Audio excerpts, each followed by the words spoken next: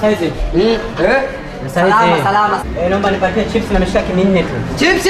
Mishikaki minne. Mishikaki minne. Hivi una utaila wewe? Yaani umekuja umetoka huko unakuja kabisa mazingira kama haya unakuja kuagiza chips na mishikaki minne. Si unafanya biashara? Kazi ya kula mishikaki minne wewe. Hii mishikaki leo bakia kwanza tu wenyewe. Haitoshelezi, sisi wenyewe hajatutosheleza. Wewe unakuja tunaagiza hapa kipuzi. Hivi una akili timamu wewe? Huyu jamaa ana akili timamu. Huyu ana hazi koka kabisa. Tatizo sio hazi, pesa.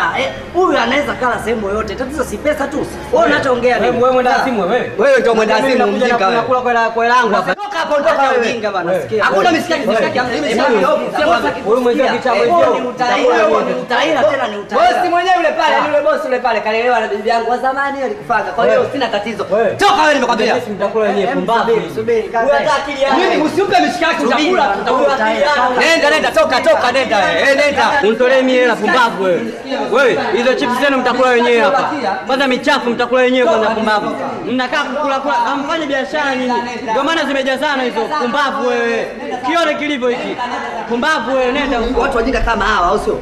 Tuwataki kwanza hapa. Sikiliza bwana, sikiliza. Mishikaki yenyewe inahesabika. Hii sehemu sio inaendana na hadhi. Basi sikia mama. Ni pesa yake tu mtu yote anaweza kaa. Angalia chips acha maneno mimi kwani mkangie wewe hai. Angalia chips huko. Wewe ujinga lakini. Angalia chips. Angalia chips huko, dini na chips. Ujinga nini hapa? Mimi nitakuleta hapa.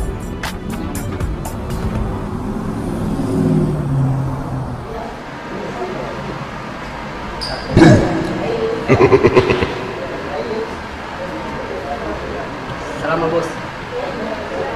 Salama. Tulikuwa tuna shida kidogo. Shida gani?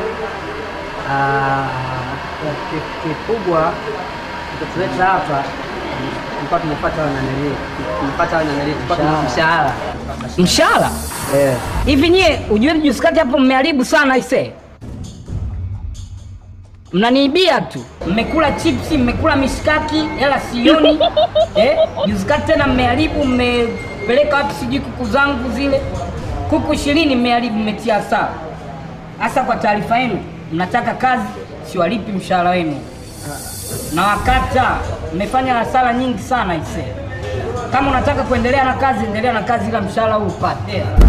Sina majadiliano mengi ise. Na siku nyingine ndo waitia polisi.